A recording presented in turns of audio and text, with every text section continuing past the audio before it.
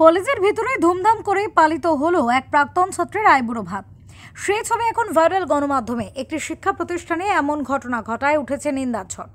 জানা গিয়েছে, একসময় মহিষাদল রাজ কলেজের ছাত্র রাজনীতি করত দেবাশিস শাসকা নামে এক টিএমসিপি নেতা।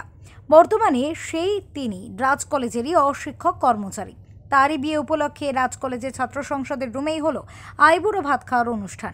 কলেজের ভিতরে রুমের মধ্যে এভাবে আইবুড়ো ভাত খাওয়ার অনুষ্ঠান এবং সেই ছবি সমাজ মাধ্যমে ছড়িয়ে পড়ায় সমালোচনার ঝড় উঠেছে সব মহলেই।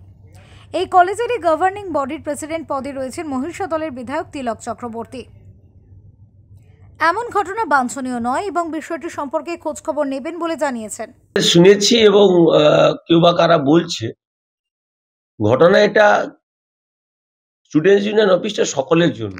এখানে এই ধরনের অনুষ্ঠান হয়েছে কিনা জানি না। যদি ওই মানে স্টুডেন্টস ইউনিয়নের মধ্যে থাকে, এটা হওয়া সমীচীন নয়। এটা অল্প বয়সের ছেলেরা হয়তো যেটা করেছে, ওরা কোনো চিন্তা ভাবনা না করেই তাদের মতন করে একটা অনুষ্ঠান করে ফেলেছে।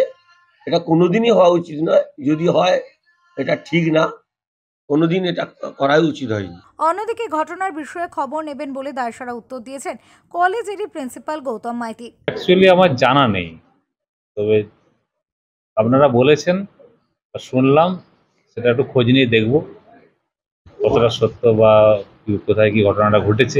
আমার এটা জানা নেই। ইউনিয়ন অফিসে দেখা যাচ্ছে যে আইবুড়ো ভাত খাওয়ানো চলছে, একটা ছবি ভাইরাল হয়েছে। হ্যাঁ, সেটা আপনারা বললেন, কিন্তু আমি তো ইউনিয়ন অফিসের কাছে, আমার কাছে খবর ছিলই না। আপনারাই প্রথম বললেন, আমি খোঁজ নিয়ে দেখব।